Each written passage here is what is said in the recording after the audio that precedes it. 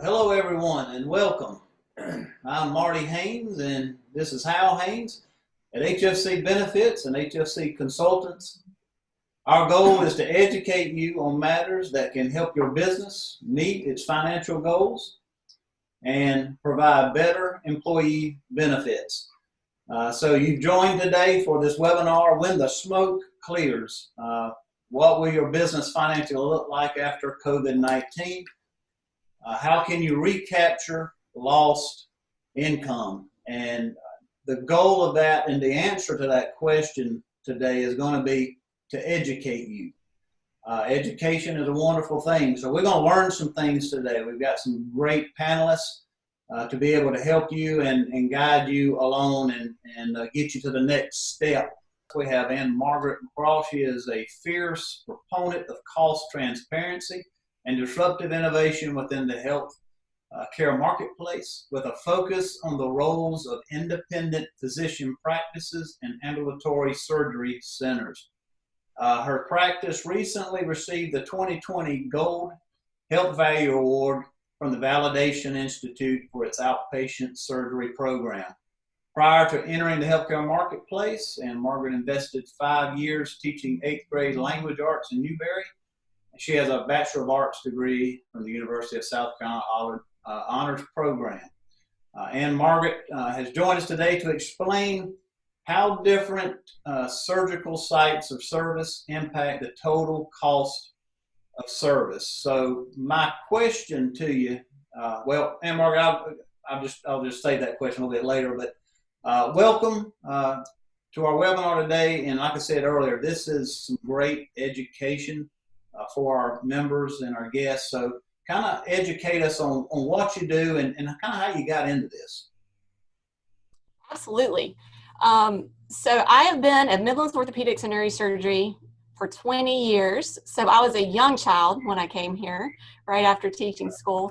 I have been blessed to grow with the practice, but one of the things as I reflect on that, when I came here, the majority of surgeons in Columbia, South Carolina were independent. They didn't work for hospitals, but they did all of their surgery in the hospital. So back in the late 90s, there were very few surgery centers, and they came into development in the early 2000s, but the old way was that all surgery was in hospitals, but the majority of surgeons were independent. Today, you don't have to look very far to realize that probably physicians you've gone to in the past are now employed by health systems.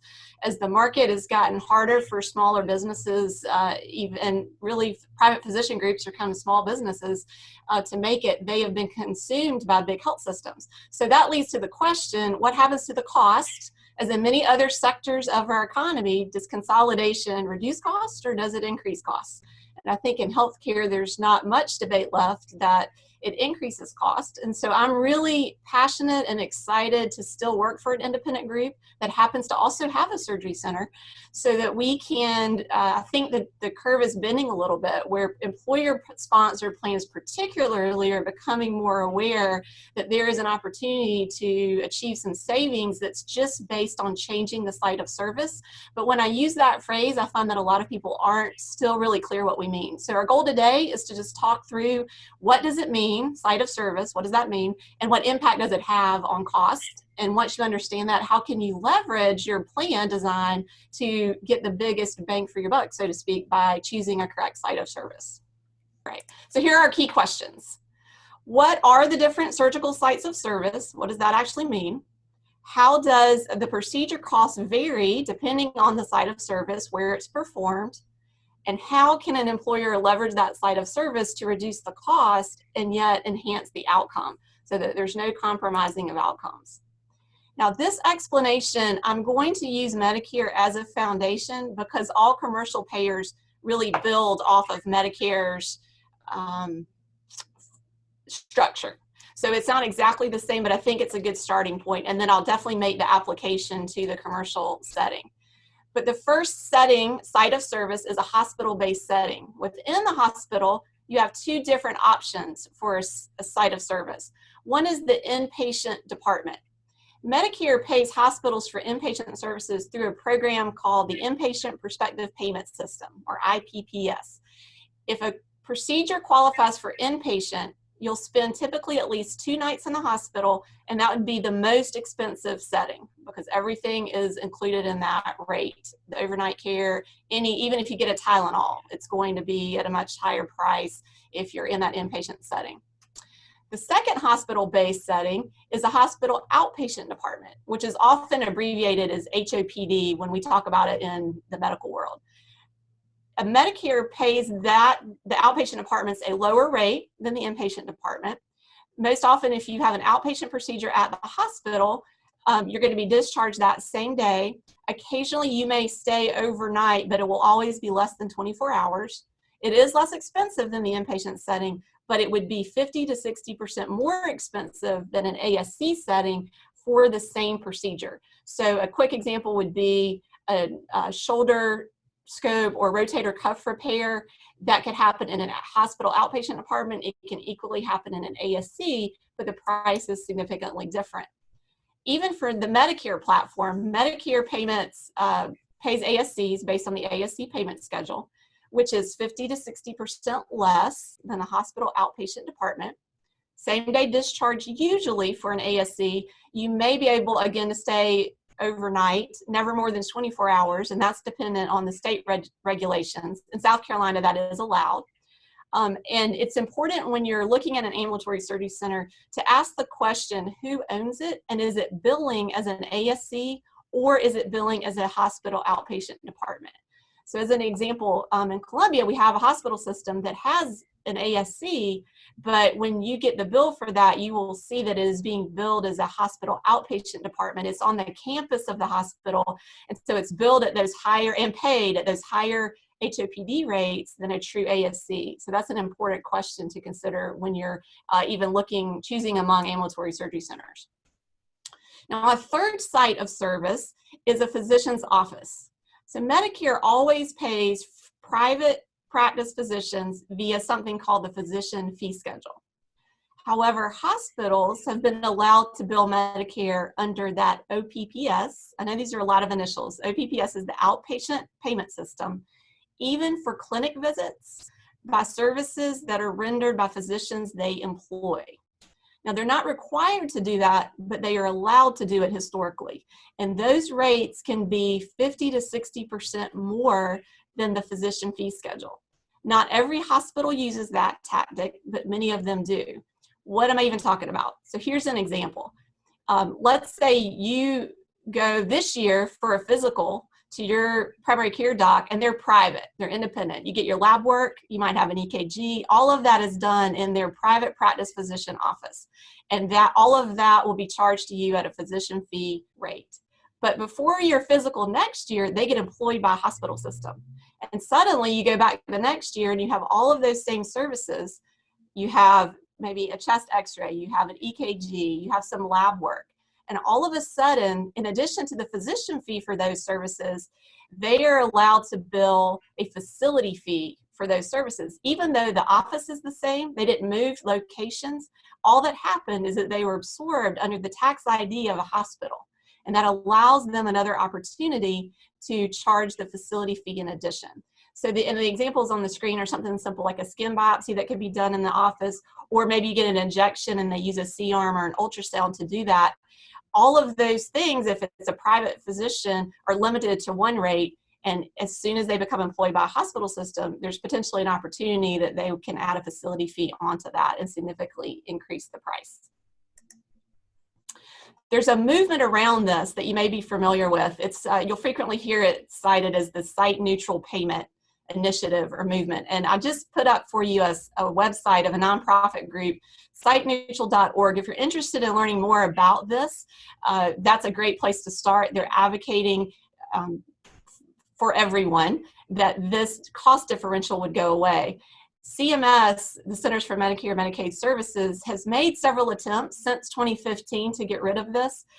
There's fierce lobby against it, as you might imagine, by the American Hospital Association. And there are some improvements have been made, but there continue to be exceptions that are allowing it to continue. So I just offer that if you have an interest in that area, that's a site you could check out for more information. Now let's transition to how all of this impacts private insurance or traditional plans that are not Medicare. Generally speaking, Medicare payment policies inform private insurance policies. They just tend not to recreate the wheel.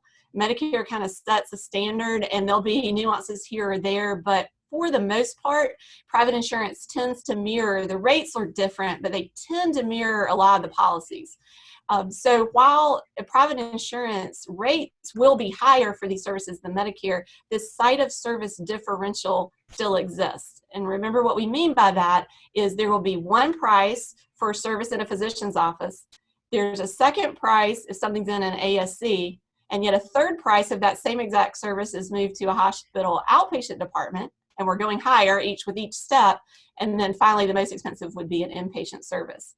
So hospitals and their employed physicians are paid significantly more than independent physicians, independent imaging centers, and ASCs for the same services.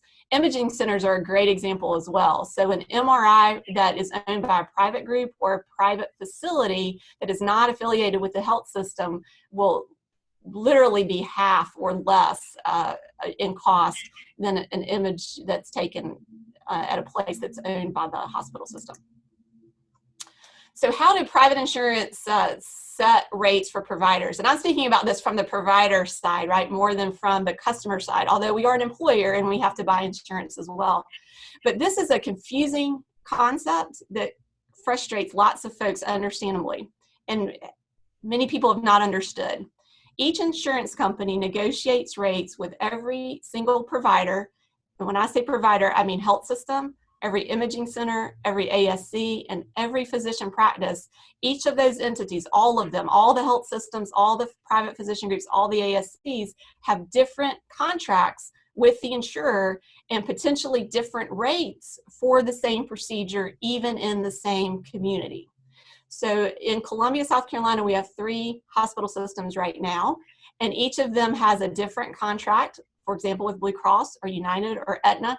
And so the cost of those procedures, a surgery, an MRI, even a physician visit, will be different for the exact same service at each of those different hospitals. That is also true for the physician practices in town. We all have to have individual contracts, and that is one of the challenges for consumers to figure out how much is it actually going to cost me out of my pocket to have this service, because there's not one place where you can make that comparison. That inconsistency, again, exists among different hospital systems as well as different groups and ASCs, even in one community, where you would expect the market price to be the market price. But it has more to do with whatever influence that particular provider or system has with the carrier. So let's put some dollars to this. I'm going to start with the Medicare example. A knee arthroscopy is a very simple procedure. We clean out some cartilage or things in the knee that are just not, they're kind of now sheared off. It's not a very challenging procedure. It just takes a couple of hours to get in and out from having one of these. In 2019, South Carolina Medicare will pay a hospital outpatient department $2,623.34 to do that procedure on a Medicare patient. Medicare would pay an ASC in South Carolina $1,149.71, which is at 56% less than the hospital outpatient department for the exact same surgery. Now, how much is that going to cost the patient? If we assume that the Medicare patient has met their deductible, then their 20% coinsurance as a Medicare patient, you see the difference there. So it'd be out of pocket for them $525 at the hospital and out of pocket $229 at the ASC. That's the Medicare example. These examples are private insurance examples. So we look at the knee scope again for private insurance, and this is a local insurer actually publishes some of these prices, estimates to their membership to help them make decisions about where to go. So I'm just using Columbia as an example, and remember we have 3 hospital systems in Columbia for that same knee scope procedure, and the range among those 3 systems from a private carrier is $7,400 all the way up to $18,000. And this particular carrier is telling us that these are real claims paid. These are not charges, these are payments made for these procedures. Compared to the ASC range in Columbia is $2,900 to $3,300. An ACL repair Also a knee procedure, a little more complex. The hospital range in Columbia, 14,000 to 28,000. Compared to having that same procedure in an ASC, the price drops to $57,000 to $8,000.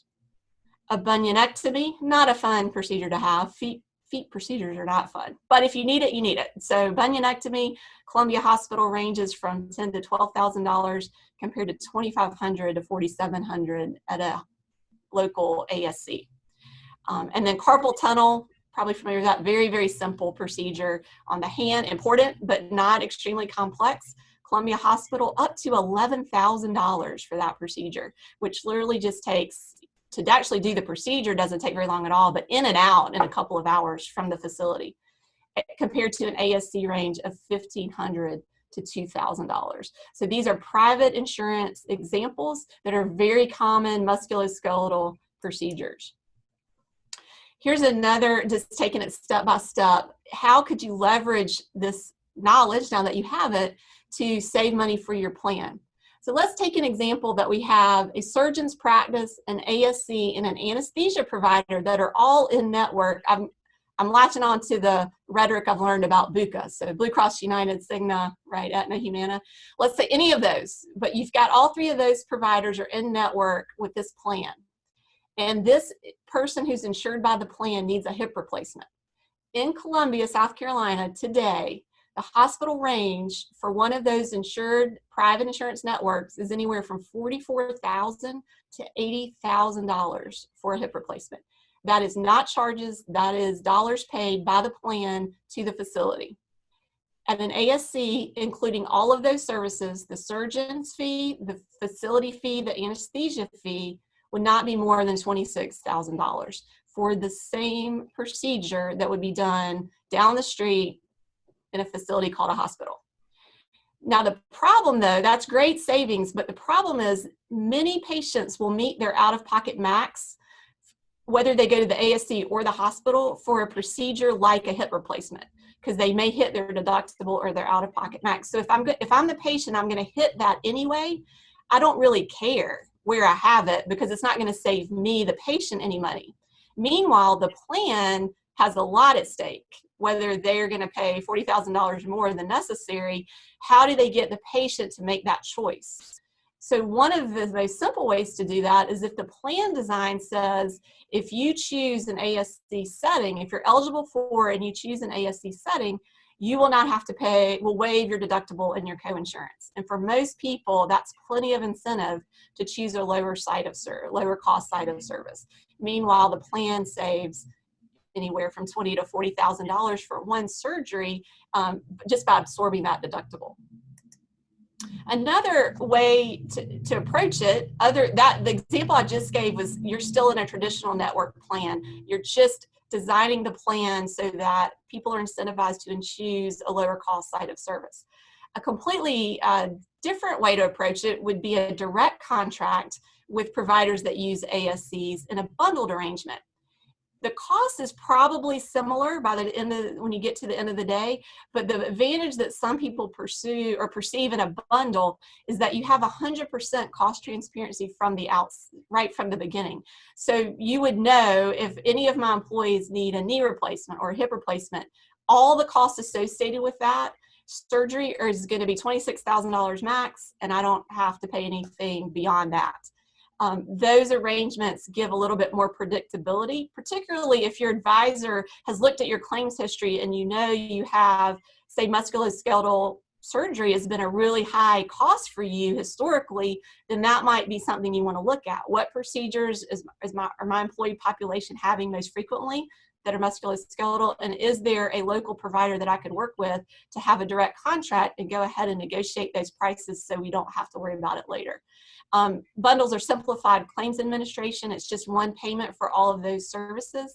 In our world, our practice owns our bundles, so the payment comes to the practice, and then we take care of paying the ASC, we take care of paying anesthesia, and the plan doesn't have to process those payments or claims. And then we also have a team of a nurse navigator and a dedicated financial person to work to provide a concierge experience for the patient as well as whoever's helping the plan guide the patient along. So if there's a concierge element to that or just a TPA, we have a dedicated team to work with the patient and the plan to make sure that it is a seamless process, which is a little bit of an extra benefit that you don't necessarily get in the traditional network example. So that's a lot, but my goal was to give you the framework of what are the sites of service, what's different about them, the cost differential, and then a couple of thoughts about how you might be able to adjust your plan design to take advantage of the lower cost sites of service. All right, Ann Margaret, I'm gonna put you on the spot. The big canary in the coal mine, what everybody assumes, I'm sure this is a question in everybody's mind. We always assume higher price equals higher quality. So is that true? Does price equal quality when we're talking about surgery centers versus hospital systems? So the short answer, I would say emphatically no. Let me elaborate. One thing that is important is to make sure that any surgery center you align with or you direct patients to or your employees to is accredited and licensed. So they should certainly be licensed. We are licensed by South Carolina DHEC in the same way that our hospital systems are, and we are accredited by, there are several associations that accredit surgery centers, and we're inspected annually. We have to report to them, and they're all kind of safety criteria that we have to meet. So it is important to make sure that any ASC you work with is not just licensed by the state, but is also accredited. And if that is the case, the next question you want to ask is about infection rates. So hospitals, some of their infection rates, Medicare publishes some data for hospitals related to infection rates. And surgery centers don't typically, they're not required to publicly report, but most of us collect those and we have that information available, and you should ask those questions. Generally speaking, infection rates at hospitals for surgery range anywhere from 2 to 4%, kind of a national average, and that can vary depending on the kind of surgery. But let's think about why that might be true. Hospitals really were originally designed to treat sick people. They've evolved into health systems that own doctors and clinics and every type of service, but that's not really what their original goal and mission was. You would go to the hospital if you were really sick, if you had an infectious disease. Clearly, they've been at the center of the COVID fight because they're best equipped to deal with truly sick people. But when you're talking about an orthopedic surgery, particularly where the person having that surgery is not otherwise compromised, they don't have any other infectious disease, they're otherwise healthy, they just need a part fixed. They just need one part replaced or repaired. And so when you take that otherwise healthy person and you put them in a facility that is treating people with infectious disease on the next floor down the hall, and the nursing staff is working with both sets of patients, it just increases the chance. It's not intentional, it's not even neglectful. It's just the reality is when you commingle sick people with infectious disease with people who are not, the likelihood of them sharing that transmission is going to be greater. So in a surgery center, it's typically a much smaller footprint, and it's frequently dedicated to specific types of procedures. But even if you have multi-specialty, so you might have urology and orthopedics going on at the same place, you don't have sick people who are infected with other problems in those facilities, because typically if they have those kind of comorbidities, the patients would be done at the hospital anyway. So that would be the main reason that I think quality. There are many great hospitals who do a great job in their quality. I'm not banging the quality of them, but they have to deal with more complex issues that ASCs just don't have to deal with. And therefore that provides a better quality experience for the patient simply because there's less risk of infection. All right. Well, real quick, if anybody has any questions, go ahead and submit those questions real quick for us. And this statement or question is both to Stacy and Margaret. I'll get it out in a minute. Wouldn't you say, sometimes when we try to interject savings like this in programs, shouldn't people understand that management, administrators, those that are responsible for health plans must be engaged in this process? The day of just paying an insurance premium and just walking away from it and think that they're going to get a rate decrease every year has gone away. So wouldn't you is that your advice, that they must be engaged in this entire process? Yes, I absolutely agree with you. They have to be engaged. They have to be, responsible to know what's going on, what's happening with their spend. Also, what options are out there for them, not only as the plan, but also, for the employees. And I think you've got to have whoever's purchasing the plan and providing it needs to hold accountable who they're purchasing from. There's very Absolutely. few other industries where we would just tolerate not understanding what we're getting and keep paying the bill.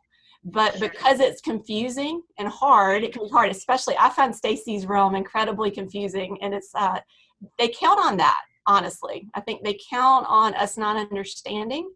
And so it's easier to delegate that just to someone else. So even choosing your broker so that you have a benefit advisor that will advocate for you and ask the hard questions and help you know what questions to ask.